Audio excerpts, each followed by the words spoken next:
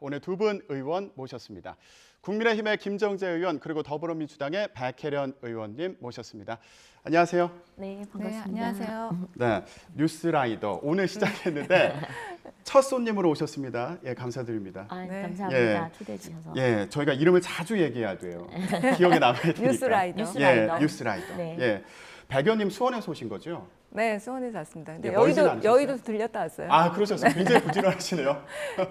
의원들이 생각보다 굉장히 부지런합니다. 아, 아침에 자주 아침조 봅니다. 매일 만나는 아침조. 아, 그러시군요. 네. 예, 아니 김 의원님은 포항에서 오신 건 아니죠? 네, 저도 아침에 잠깐 국회 들렀다가 왔습니다. 아, 네네. 네. 아, 혹시라도 포항에서 오셨으면 너무 죄송하니까. 아니요, 예. 포항에서 이제 다음부터 포항에서 항상 올 겁니다. 아, 예. 오늘만 아니요, 예외로. 주말에 갔다가 미리 네, 올라와 계시면 네, 또 네, 좋으니까요. 예. 자, 국회 상황도 이렇게 화기애애하면 얼마나 좋겠습니까? 그런데 아직요, 이거 해결해야 될 과제가 참 많습니다. 먼저 민주당 상황부터 좀 짚어보도록 하겠습니다. 네, 백 의원님, 제가 금요일 날 의원님 섭외하려고 국회 갔었거든요.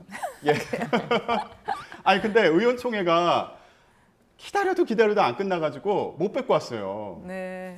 예, 그날 4시간 동안 의원총회 하지 않았습니까? 근데 이제 그날 4시간 해가지고 굉장히 뭐 격화된 토론이 있거나 그렇게 될 거라는 방송이나 언론의 예측이 굉장히 많았어요. 그렇죠. 그런데 예. 사실은 굉장히 차분하게 진행됐습니다. 오. 네.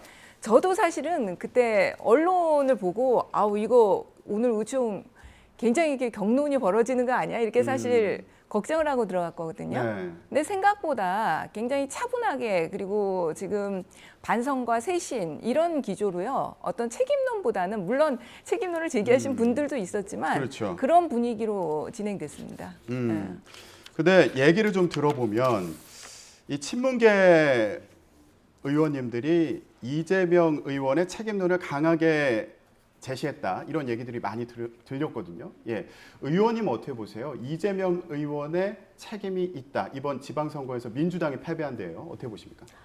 패배 원인은 이재명 지금 의원이죠. 음. 한 사람에게 돌리는 건 전 잘못됐다고 보고요. 물론 지금 선거 패배한 이후에 의총에서는 주로 친문계가 이재명 의원에 대해서 총 집중 공격을 한 걸로 알고 있습니다. 아니 네. 그날 우총은 한 30여 아니었어요. 명이? 사실 그런데 그날 우총은 그런 분위기는 절대 아니었습니다. 그러니까 네. 총 공격을 하고 나머지는 침묵하는 거죠. 그래서 그런 분위기로 알고 있는데 지금 다시 뭐 이제 반격하는 그런 양상을 보이고 있는데 저는 생각하기에 이재명 의원 한 사람의 잘못이 아니다. 지금 총체적 난국들이 집적이 돼서 이번에 지선에 대참패로 이어졌다라고 생각을 합니다. 뭐 다 아시다시피 첫 번째 이재명 송영길의 명분 없는 출마 등판에 대해서는 국민들 비판이 컸고요.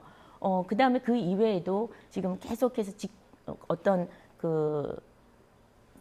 명분 없는 출마 이외에도 반복된 어떤 극단주의에 갇혀서 진정한 반성보다는 뭐 졌지만 잘 싸웠다 이런 그런 데 빠져 있어서 지금 이번에 실패하지 않았나 그런 생각이 듭니다.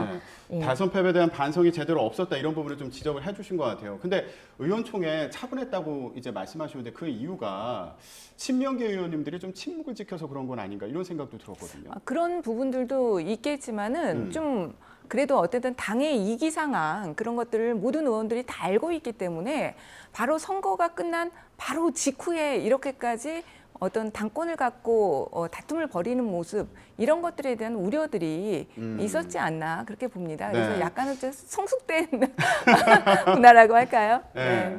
근데 저는 사실 상상해 보건데 이 친문계 의원님들이 강하게 좀 비판을 하지 않았을까. 왜냐하면 SNS에서 이미 좀 설전을 벌인 그런 상황이었어가지고요. 근데 의원님 말씀은 굉장히 차분하게 이제 진행이 됐다 이렇게 말씀하셨는데 일단 오늘 본인이 등판을 합니다. 이재명 네. 의원이 이제 국회에 첫 등원을 하게 되는데 일단 본인이 나와야지 뭐 비판이고 뭐 공방이고 뭔가 좀 더 진전이 되지 않겠습니까? 오늘 어떤 메시지를 내놓을 것 같으세요? 오늘 언론에서 굉장히 첫 메시지 주목을 하는데 네. 저는 오늘 그 이재명 의원의 메시지가 뭐 그렇게 묵직한 주제로 또 크게 나오거나 그러지는 않을 거라고 생각합니다. 네. 어쨌든 초선 의원이시잖아요. 그렇죠. 그래 첫 등판이시고 그래서 아직은 국회 상황에 대해서 잘 모르시는 부분도 있고요. 당내에서 지금 어쨌든 본인을 둘러싸고 여러 가지 이야기들이 나오고 있는 상황이기 때문에 좀 더 좀 두고 보지 않을까 싶어요. 그래서 오늘은 좀 간단한 메시지가 나올 것 같습니다. 네. 반성과 좀 쇄신해야 된다는 부분, 그리고 또 초선 국회의원으로서의 각오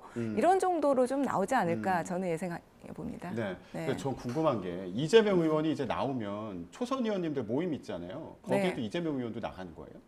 그건 본인의 자유인데 저는 나갈 것 같아요. 이재명 어. 의원 스타일이 그렇게 뭐 이렇게 정면 돌파 스타일이지 이렇게 샤이하게 막 이렇게 뒤로 빼거나 이런 스타일은 아니시니까 그 초선 의원은 맞잖아요. 초선 그렇죠. 의원이요. 네. 그러니까 어쨌든 나가시지 않을까. 그리고 네. 근데 약간 좀 대선 주자였으니까 초선 모임에 나가면 좀 어색하지 않을까 이런 생각도 들어서요. 그럼 김 의원님 어떻게 보세요? 이재명 의원이 오늘 첫 등판하는 이 길에 어떤 메시지를 내놓아야 된다고 보십니까? 당연히 메시지를 내놔야죠. 지금 침묵하는 건 사실은 무책임한 겁니다. 지난 대선에 이어서 이번에 지선 참패에 분명한 원인 제공을 했기 때문에 네.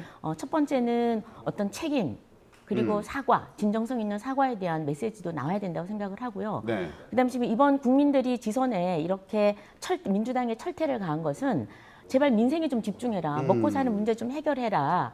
그리고 그런 문제를 해결하기 위해서 한번 윤석열 정부에게 기회를 준 거거든요. 그래서 이번에 당선되었으니까 적어도 또 전직 전에 그 대통령을 한번 출마한 경력이 있는 사람으로서 네. 적어도 국민을 위해서 이제는 민생에 집중하겠다, 협치하겠다 이런 정도의 메시지를 내는 것이 마땅하지 않은가 네. 그런 생각이 들고요. 네. 그다음에 이제- 적어도 네. 초선 의원 모임에는 나간다 할지라도 처럼에는 안 나갈 것 같아요. 왜 그렇게 보세요? 자기 지지하는 본인을 지지하는 모임에 나간다는 거는 조금 우스꽝스럽죠. 그리고 지금 현재 당내 뭐 갈등이 굉장히 노골화되고 있지 않습니까? 네. 친문과 친명이 다음 차기 당권 주자를 놓고 엄청나게 지금 그 여태까지 쌓였던 그런 불만들이 터지면서 갈등이 노골화되고 있는데 그걸 제공한 게 이재명 의원이기 때문에 또 거기에 중심에 서 있는 게 초선의 철험회가 친명 주자로 또 그 아주 격렬하게 싸우고 있기 때문에 거기는 네. 안 들어갈 것 같습니다. 네. 그러니까 반성과 쇄신의 메시지는 저도 낼 거라고 봐요. 근데 구체적인 어떤 당권과 관련된 가지 당에 관련된 그런 메시지는 내지 않을 것 같다는 겁니다. 네. 의원님 그런데 반성과 쇄신을 약속하려면 이거 이제 국회 들어왔잖아요. 이제 뭐 대선 주자도 아니고요. 뭐 선대위원장도 아니잖아요. 당 대표급이 돼야지 이제 그런 얘기 할 수 있는 거 아니 아닙니까? 그래도 어쨌든 대선 후보였고 지금 총괄 상임 선대위원장으로 지선에 일정 부분 책임을 지셨던 부분이거든요. 네네. 그렇기 때문에 그러한 메시지는 어쨌든 필요한 것이죠. 네. 의원님 그러면 이재명 의원이 제일 궁금한 게 그거잖아요. 당 대표직에 도전할 것 같으세요? 조금 고민하실 것 같아요. 지금 어쨌든 간에 본인이 그 당대표에 나갈 가능성은 컸었던 것으로 사실 보이거든요. 근데 네. 어쨌든 이번에 지선에서 저희가 패배한 상황이고요. 그 상임 아까 총괄 선대위원장으로서의 책임이라는 부분은 있기 때문에 그리고 당내에서 지금 어쨌든 갈등이 굉장히 폭발하고 있지 않습니까? 그래서 하나의 중심점이 있습니다. 그래서 여러 당내 의견들도 들어보는 그런 시간들을 가진 후에 최종적으로 결정할 것 같습니다. 네. 아무래도 고민의 시간을 좀 갖고 있지 않을까 이런 생각도 드는데 이낙연 전 대표도 이재명 의원을 저격하는 그런 취지의 글을 올리기도 했습니다. 그런데 또 일부에서는 이낙연 전 대표는 책임 없냐. 이거 지난해 같은 경우에 서울 부산시장 선거 출마하는데 이제 결정할 때 이낙연 대표 체제였지 않습니까? 네. 예, 그런 부분에 있어서 책임 있는 거 아니냐 이런 지적이 있기도 하거든요. 사실은 책임을 피할 수는 없죠. 원래 자기 허물이나 자기 단점은 자기가 못 보는 겁니다. 그래서 지금 이낙연 소위 친문계 이낙연 또 정세균계가 친명계를 굉장히 지금 공격에 적극적으로 나서고 있는데요. 저는 이낙연 대표도 일정 정도는 책임이 있다. 이번에 그 투표하신 우리 국민들 여론조사를 해보니까 이재명의 책임도 있지만 문재인 정권 5년의 책임도 있다라고 여론조사가 나왔습니다. 네. 더불어서 이낙연 대표 같은 경우도 지난 그 부산시장과 서울시장 보선이 일어난 이유는 분명히 성추행, 각 두 시장의 성추행, 권력형 성범죄죠. 이것 때문에 일어났는데 그 당시 당규를 보면 당헌을 보면 민주당의 당헌은 이렇게 그 당이 원인 제공을 한 경우 부정부패 등으로 어떤 원인 제공을 한 경우에는 후보를 내지 않는다라는 것이 있습니다. 또 이 당헌을 누가 만들었느냐? 2015년에 문재인 그 당대표 시절에 만들어진 당헌입니다. 그런데 후보는 내고 싶고 당헌은 내지 말라고 하고 살짝 고칩니다. 그래서 그 당원들이 그 투표를 시켜서 30%가 되지 않음에도 불구하고 3분의 1이 원래 넘어야 되는데 26%밖에 안 됐는데도 이 당헌을 개정한다 이래가지고 후보를 냈습니다. 그래서 국민들이 굉장히 잠재적으로 굉장히 지탄하는 그런 국민들이 많았죠. 이런 것들이 점차 누적이 돼가지고 이번 그 대선에 실패하지 않았나. 그리고 권력형 성범죄에 대해서 단호하게 대처하지 못한 민주당의 그 도덕적으로 허물 같은 것들이 지난 대선에도 결과에 반영이 됐다. 또 대선의 연장전이 이번 지선에도 이것들이 다 반영이 됐다고 보는 측면도 있죠. 네, 그러니까 단순히 이재명 의원이 대선에서 패배하고 지선에 잇따라 나온 거, 그리고 이 과정에서 뭐 공항 이전 공약이라든가 이런 논란을 됐던 이런 부분들이 원인의 전부가 아니다, 이런 지적이거든요. 오늘 상당히 사실 김정재 의원님하고 제 의견도 비슷한 부분은 많은 것 같습니다. 예. 사실 네, 저도 지금 이번에 지선의 패배로 한정해서 봐서는 안 된다고 생각합니다. 그게 대선의 패배와 연결되어 있고 또 대선의 패배는 결국 문재인 정부 5년의 성과와 평가로 또 연결되는 부분이거든요. 그래서 그 모든 것들을 총체적으로 좀 분석하고 봐야 한다고 생각을 하고요. 어쨌든 이번에 지선의 패배는 또 윤석열 정부가 처음 출발하면서 그 후광을 누린 부분들이 분명히 있거든요. 그 부분도 상대적으로 또 평가를 해봐야 되고 그런 네. 부분이라고 봅니다. 네, 알겠습니다. 의원님, 일단 민주당에서는 혁신형 비대위를 빨리 꾸리겠다 이런 입장인 거잖아요. 근데 궁금한 게 지금 비대위원회가 있었잖아요. 근데 또 비대위를 꾸리는 거고 이제 또 전당대회도 한다고 네. 하는데 이 혁신형 비대위에서 어떤 역할을 하는 건가요? 근데 이제 말이 혁신형 비대위인데 요번에 혁신형 비대위라고 하더라도 어떤 굉장히 큰 정권을 가진 비대위로 보기는 좀 어려운 부분이 있습니다. 그러면 네. 전대가 지금 예정되어 있기 때문에 일단은 전대를 준비하는 비대위이고요. 그리고 이제 대선과 지선 평가를 저희가 대선을 지고 나서 하지 못했습니다. 그리고 이제 지선을 치른 상황입니다. 지금 그렇기 때문에 대선과 지방선거에 대한 평가 이 두 개의 축을 가지고 비대위가 나가지 않을까 이렇게 생각합니다. 네.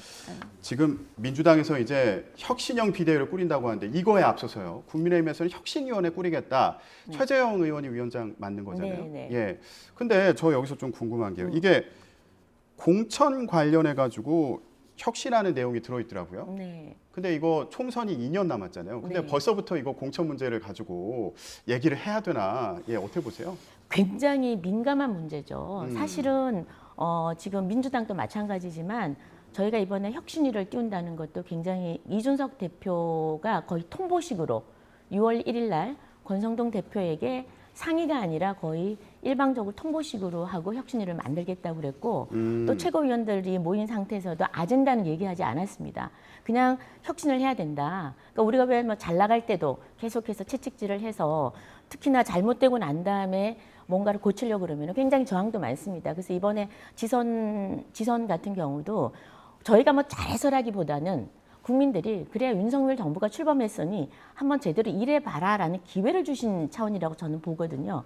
그렇기 때문에 저희가 좀 더 각오를 다지는 의미에서 스스로 먼저 개혁하고 혁신한다는 데는 찬성을 합니다. 네. 그러나 그 내용이 어느 누구도 공천 개혁이라는 또는 공천 시스템의 어떤 그 변경 이런 거는 아무도 몰랐던 거죠. 그래서 지금 당내에서는 굉장히 반발이 있습니다. 도대체 의도가 뭘까? 네. 그래서 예를 들면 우리가 보통 이제 혁신을 한다 그러면 지금까지 느슨했던 어떤 도덕적인 기준들, 뭐 부동산 투기라든지 성비위라든지 이런 문제에 대해서 우리 당의 기준이 좀 느슨한 면이 있습니다. 이런 거를 타이트하게 하고 좀 시스템화한다든지 이런 거를 예측했는데 갑자기 공천을 들고 나오니까 다들 의아해하는 거죠. 그래서 저는 네. 이렇게 공천 문제, 그러니까 의원들의 또는 뭐 국민들까지도 포함해서 뭔가 공론화되지 않은 거를 일 개인의 그러니까 당 대표의 개인적 의견으로 밀어붙였을 때는 조금 벽에 부닥치지 않을까 그런 좀 우려를 해봅니다. 네. 일단 이준석 대표가 우크라이나에서 이제 돌아올 테니까요. 그러면 권성동 원내대표 같은 경우는 좀 성급한 측면이다 이렇게 지적을 하기도 네. 했는데 이 공천 방식 외에도 어떤 혁신의 개혁의 내용들이 포함되는지 좀 더 지켜보기로 하겠습니다. 예, 일단은 당내에서 이렇게 국민의힘에서도 조금 당내에서 비판의 목소리가 나오고 있는 상황인데 일단 다시 민주당 얘기 좀 해보겠습니다. 민주당에서요 이제 혁신 비대위도 꾸리고요.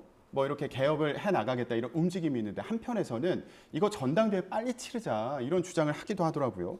근데 가능한 겁니까? 일단은 8월 달 예정인 거잖아요.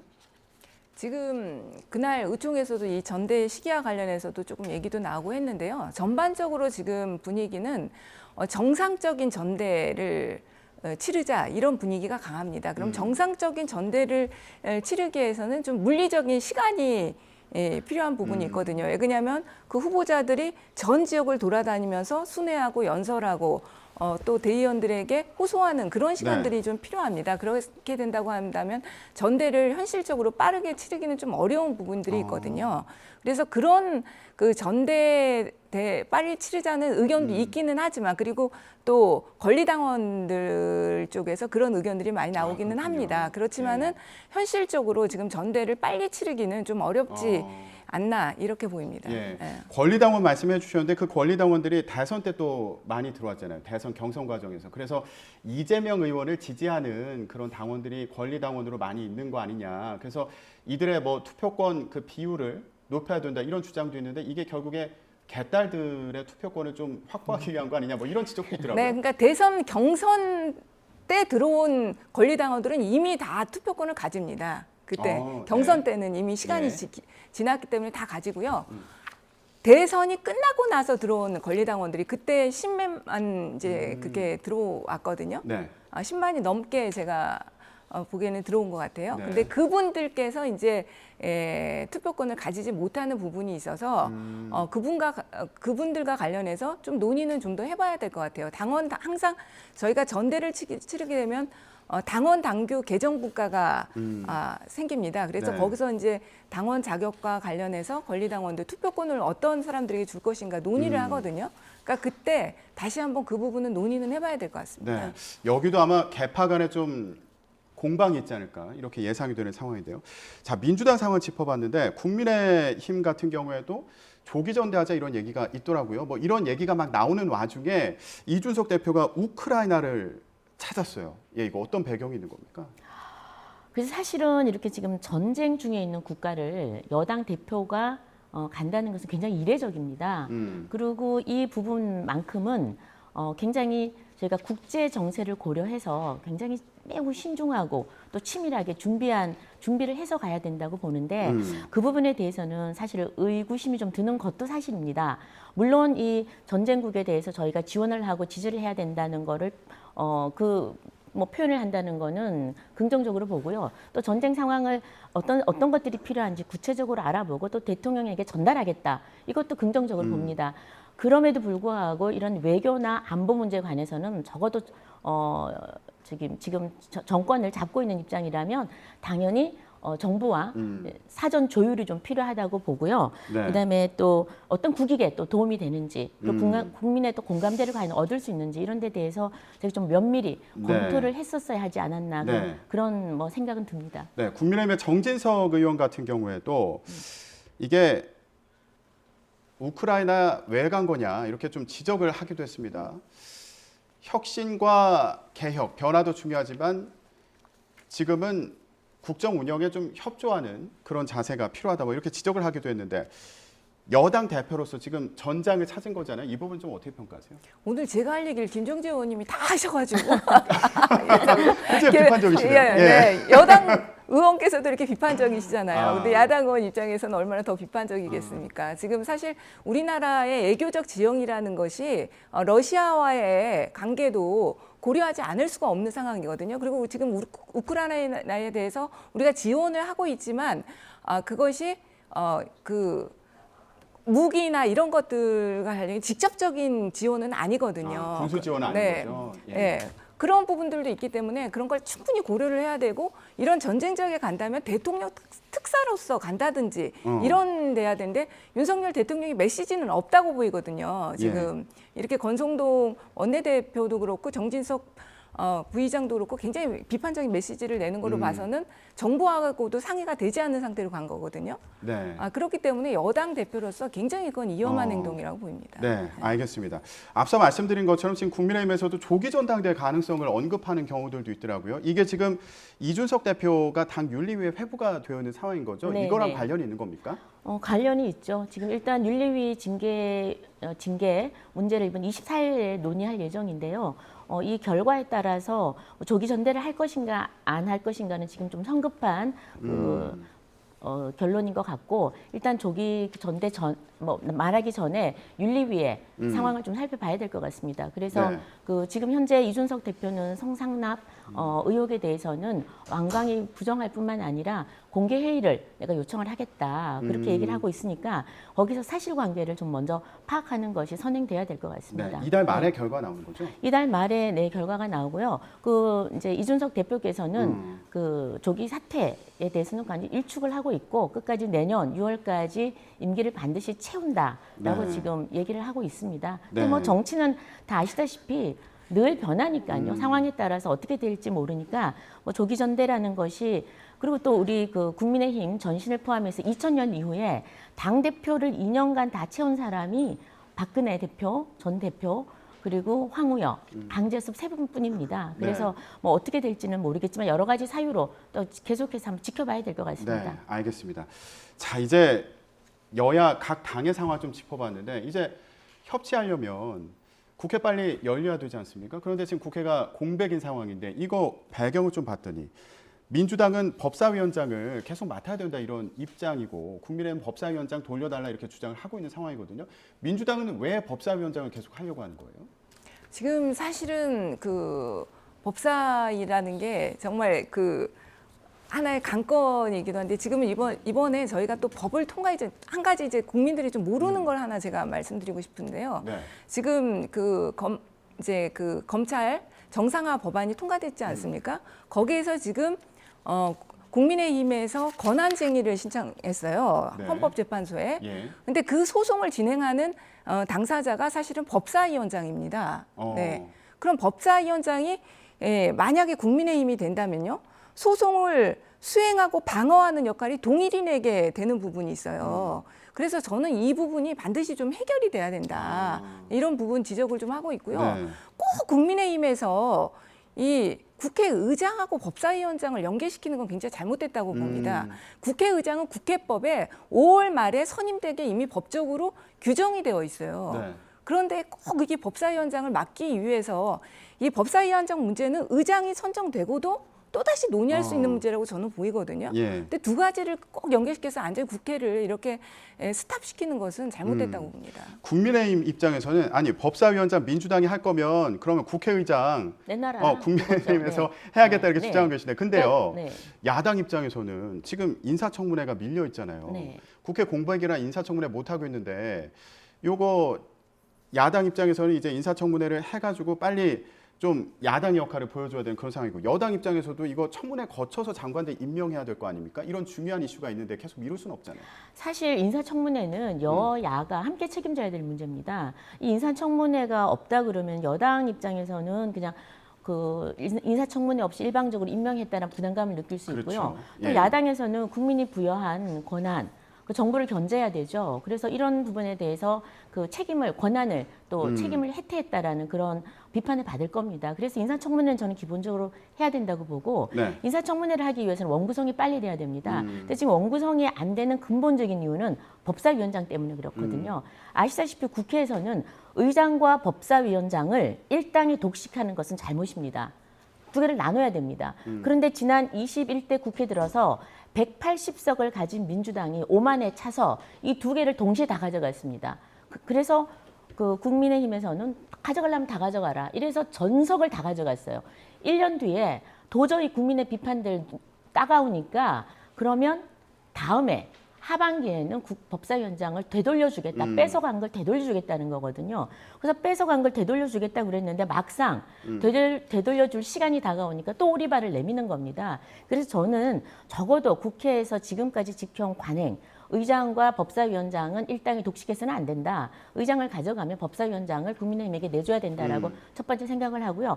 그것만 해결되면 나머지는 11대 7로 지금 모든 위원장 그 배분 문제는 의석수에 따라서 이미 다 돼 있기 때문에 일사천리로 진행될 것이고 그렇게 되면은 인사청문회도 충분히 기간 내에 열릴 것이고 우리가 국민들에게 할 말이 있다. 근데 지금 이런 식으로 원구성이 법사위원장 때문에 지체되면은 앞으로 향후 일정이 계속 뒷꼬인다는 그런 말씀을 드립니다. 네, 민주당 같은 경우는 일단 의장 먼저 뽑자 이런 그렇죠. 입장인데. 그리고 좀 이 윤석열 정부에서 굉장히 인사 폭주거든요. 지금 그 여당 내에서도 검찰 이 편중 인사에 대한 문제 제기가 있다는 보도를 봤습니다. 지금 뭐 금감원장까지 그리고 국정원 차장 뭐 아직 다 검사 출신이에요. 그런데 이런 부분들에 대한 견제 장치를 야당 입장에서 생각하지 않을 수가 없는 겁니다. 네. 인사에서 그렇다면 어떤 중립적인 좀 더 편향적이지 않은 인사를 하셔야 되는데 윤석열 대통령께서 이건 지금 너무 과도하거든요. 알겠습니다.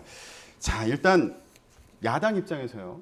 예, 국회에서 견제할 힘이 필요하다. 그래서 법사위원장을 민주당이 맡아야 된다. 이런 취지의 또 의견도 있는 그런 상황이고요. 여야가 잘 조율해 나갈지 앞으로 지켜보도록 하겠습니다. 네, 오늘 말씀 여기까지 듣겠습니다. 지금까지 국민의힘 김정재 의원, 더불어민주당 백혜련 의원이었습니다. 두 분 고맙습니다. 네, 감사합니다.